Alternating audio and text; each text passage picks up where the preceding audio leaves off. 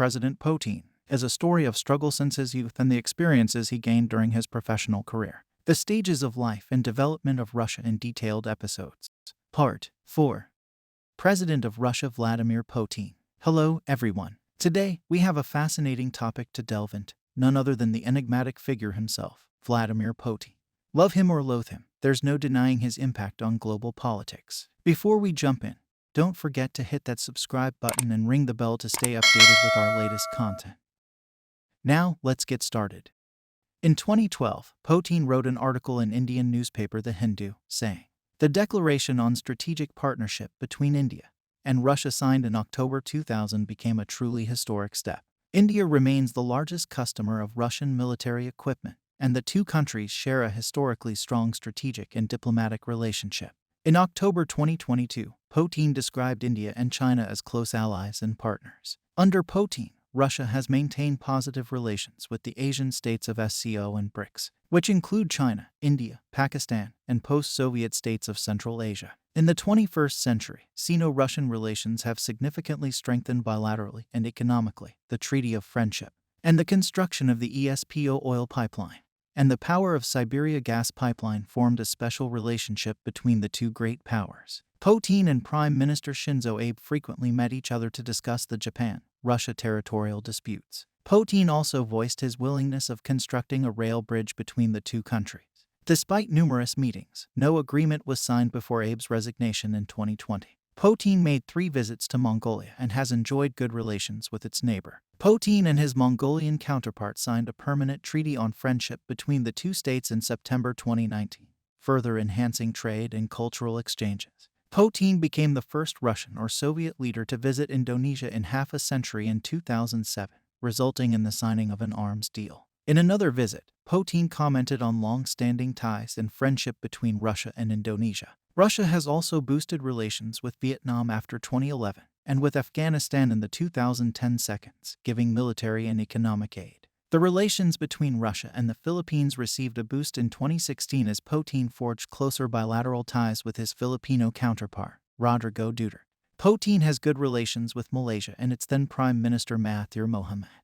Putin also made the first Russian or Soviet leader to visit North Korea, meeting Kim Jong-il in July 2000, shortly after a visit to South Korea. Putin criticized violence in Myanmar against Rohingya minorities in 2017. Following the 2021 Myanmar coup d'etat, Russia has pledged to boost ties with the Myanmar military regime. Under Putin, the Kremlin has consistently stated that Russia has a sphere of influence and privileged interest over other post-Soviet states, which are referred to as the near abroad in Russia. It has also been stated that the post-Soviet states are strategically vital to Russian interests. Some Russia experts have compared this concept to the Monroe Doctrine, a series of so-called color revolutions in the post-Soviet states, namely the Rose Revolution in Georgia in 2003, the Orange Revolution in Ukraine in 2004, and the Tulip Revolution in Kyrgyzstan in 2005, led to frictions in the relations of those countries with Russia. In December 2004, Putin criticized the Rose and Orange Revolutions, saying, "If you have permanent revolutions, you risk plunging the post-Soviet space into endless conflict."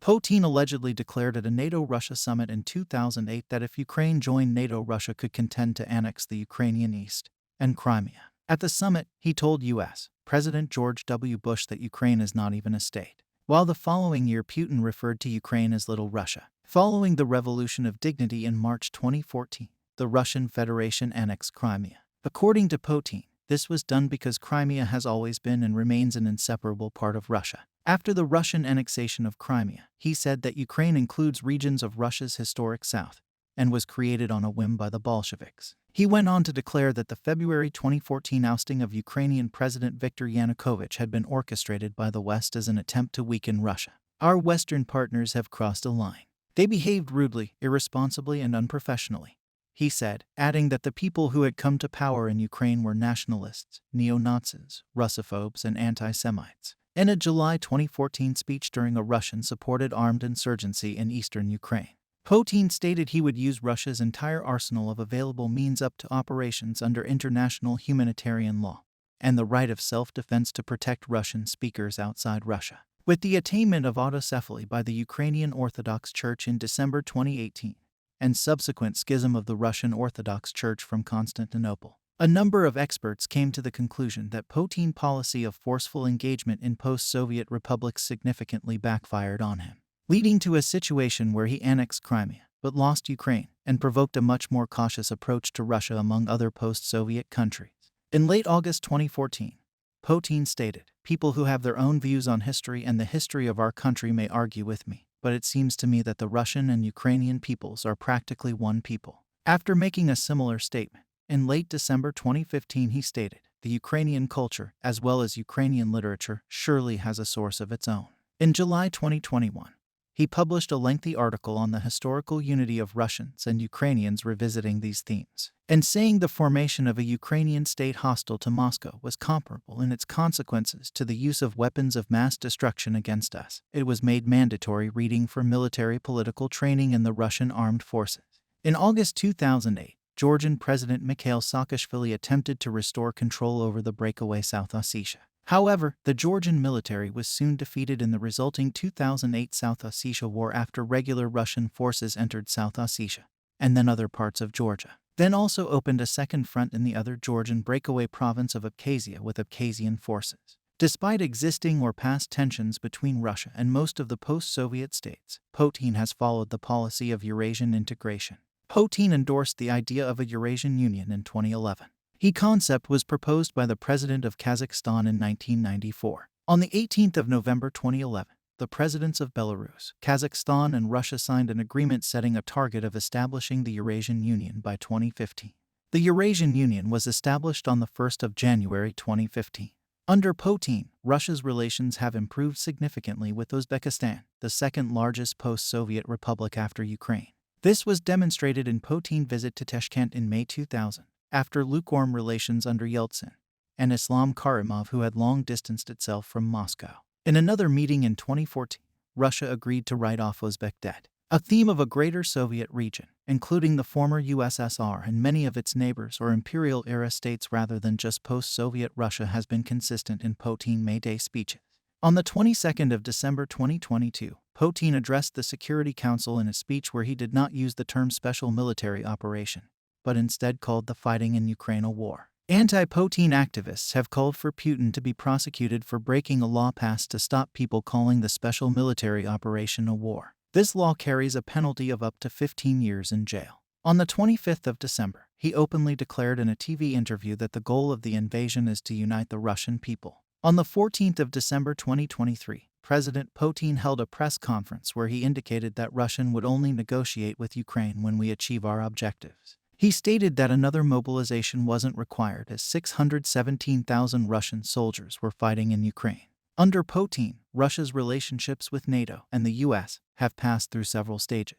When he first became president, relations were cautious, but after the 9/11 attacks, Putin quickly supported the US in the war on terror, and the opportunity for partnership appeared. According to Stephen F. Cohen, the U.S., repaid by further expansion of NATO to Russia's borders and by unilateral withdrawal from the 1972 Anti-Ballistic Missile Treaty. But others pointed out the applications from new countries willing to join NATO was driven primarily by Russians' behavior in Chechnya, Transnistria, Abkhazia, Yanayev Puch, as well as calls to restore USSR in its previous borders by prominent Russian politicians.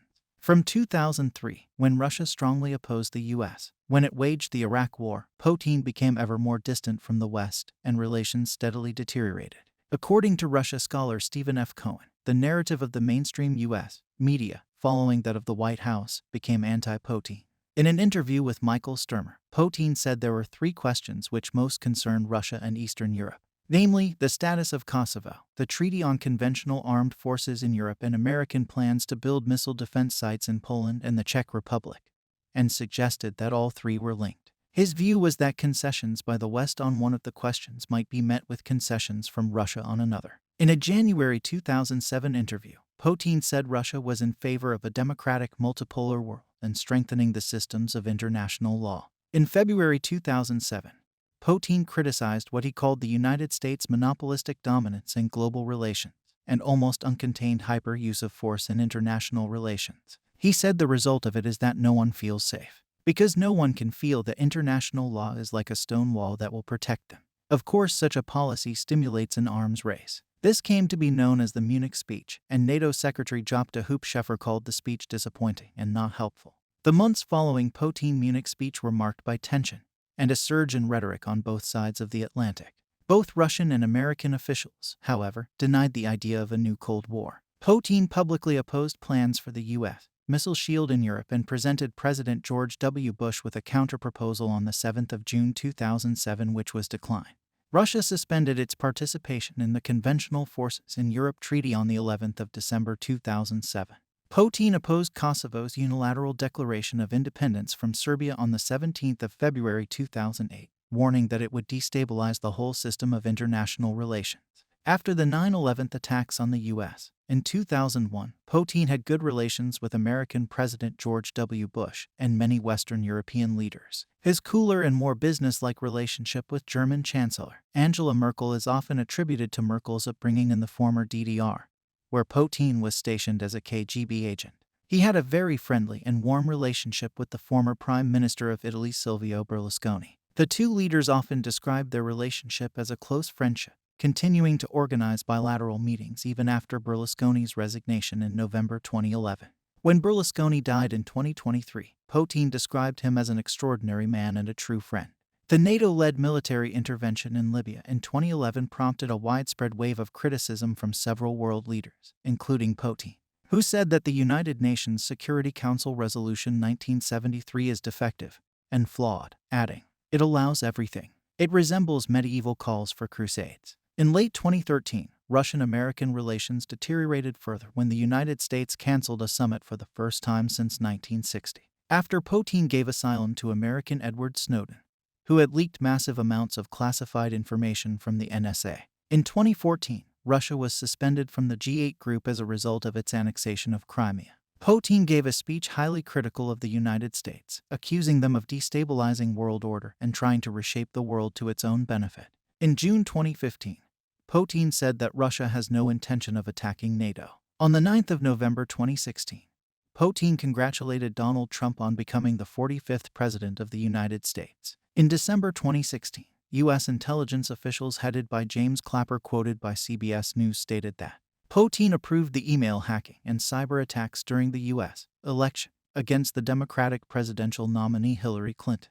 A spokesman for Putin denied the reports. Putin has repeatedly accused Hillary Clinton, who served as U.S. Secretary of State from 2009 to 2013, of interfering in Russia's internal affairs. And in December 2016, Clinton accused Putin of having a personal grudge against her. With the election of Trump, Putin's favorability in the U.S. increased. A Gallup poll in February 2017 revealed a positive view of Putin among 22% of Americans, the highest since 2003. Putin has stated that U.S.-Russian relations, already at the lowest level since the end of the Cold War, have continued to deteriorate after Trump took office in January 2017. On the 18th of June 2020, The National Interest published a 9,000-word essay by Putin titled "The Real Lessons of the 75th Anniversary of World War II." In the essay, Putin criticizes the Western historical view of the Molotov-Ribbentrop Pact as the start of World War II, stating that the Munich Agreement was the beginning. On the 21st of February 2023, Putin suspended Russia's participation in the New START nuclear arms reduction treaty with the United States. On the 25th of March, President Putin announced the stationing of tactical nuclear weapons in Belarus. Russia would maintain control of the weapons. President Putin told Russian TV, "There is nothing unusual here either. Firstly, the United States has been doing this for decades. They have long deployed their tactical nuclear weapons on the territory of their allied countries." In 2003, relations between Russia and the United Kingdom deteriorated when the United Kingdom granted political asylum to Putin's former patron, oligarch Boris Berezovsky. This deterioration was intensified by allegations that the British were spying and making secret payments to pro-democracy and human rights groups. A survey conducted in the United Kingdom in 2022 found Putin to be among the least popular foreign leaders, with 8% of British respondents holding a positive opinion.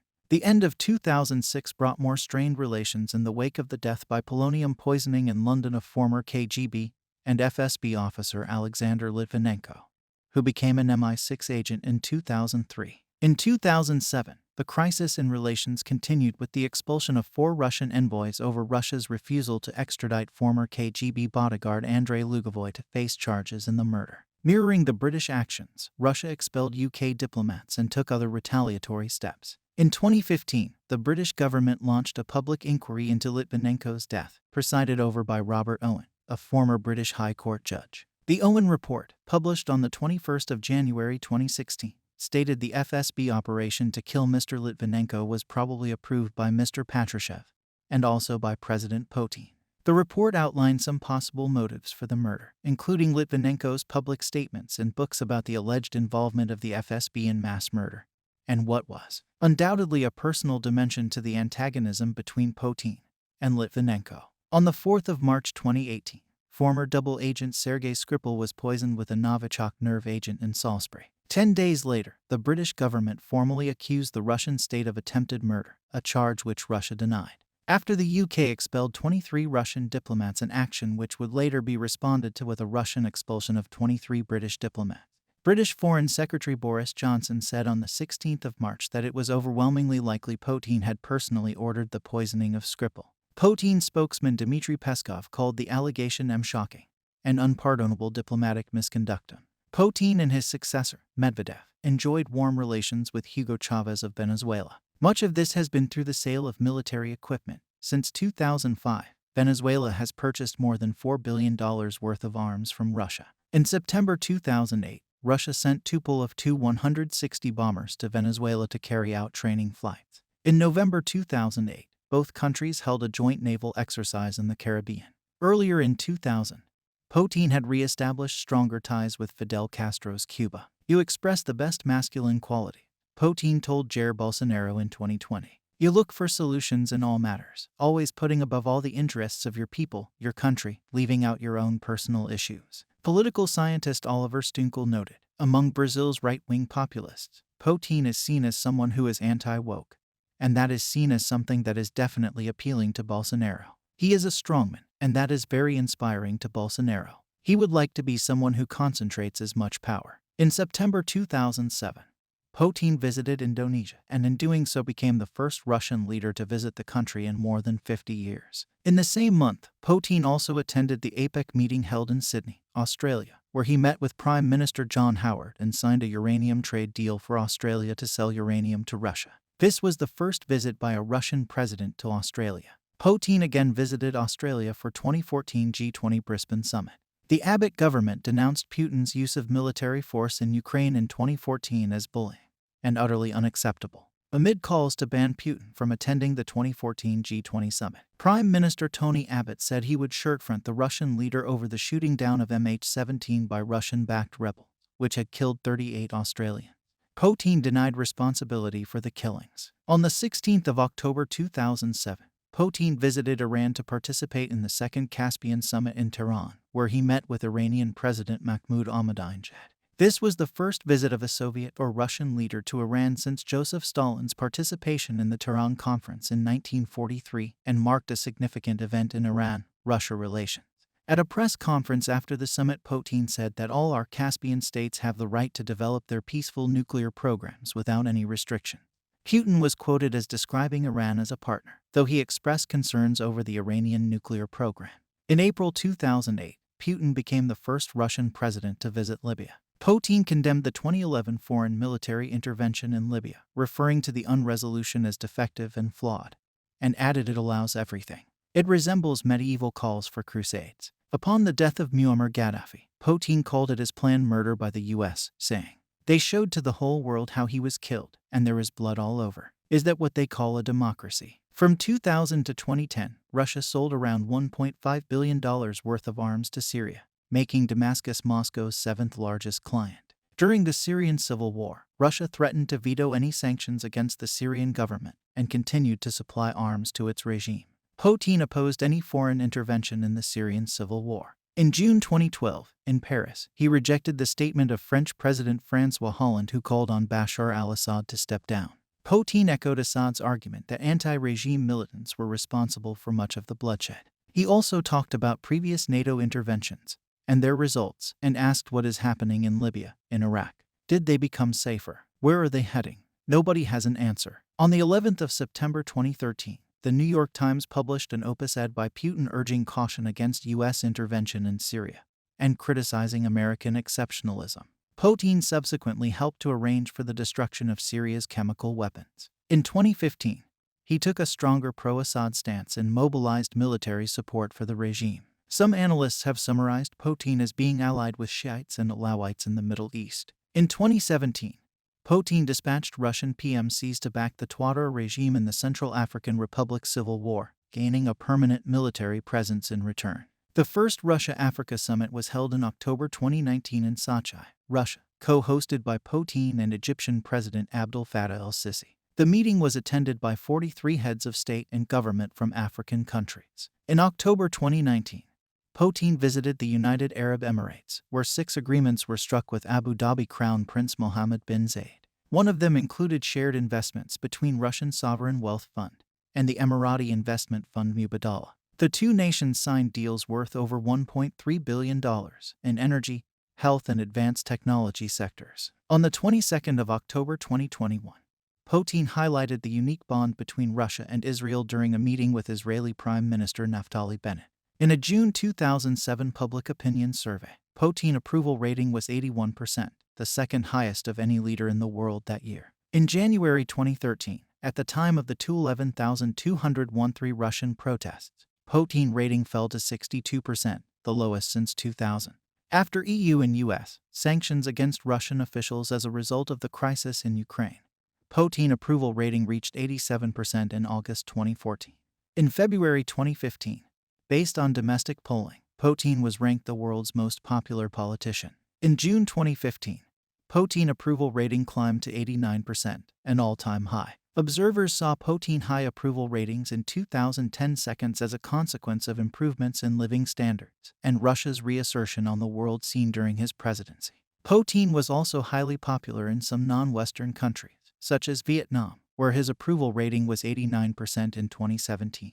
Despite high approval for Putin, public confidence in the Russian economy was low, dropping to levels in 2016 that rivaled the lows in 2009 at the height of the global economic crisis. Putin's performance in reining in corruption is unpopular among Russians. Newsweek reported in 2017 that a poll indicated that 67% held Putin personally responsible for high-level corruption. I stop at this point today. Soon we will publish Part 5. Thank you for watching. I hope I added something to you. You enjoyed the last few minutes. We will meet with you soon.